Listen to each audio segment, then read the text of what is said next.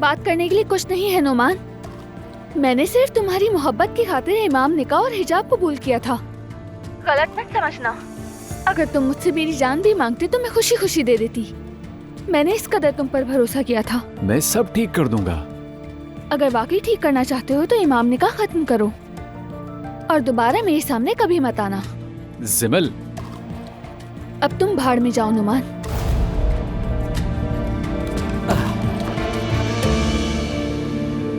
ओ मेरी जान शहजादी, अच्छी तरह रहना, ठीक है? अपने बाबा को बिल्कुल तंग नहीं करना।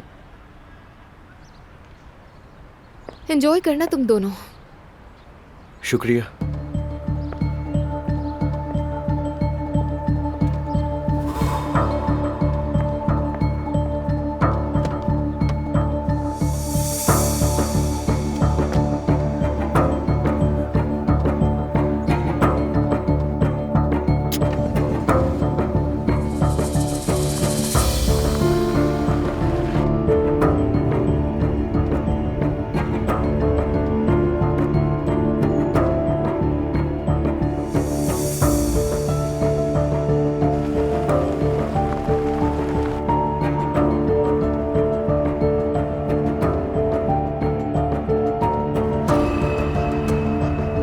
इस आदमी का दिमाग खराब हो गया और क्या, मेरा पीछा करवा रहा है अब भी। कोई बात नहीं, मैं भी दिखाती हूँ उसे।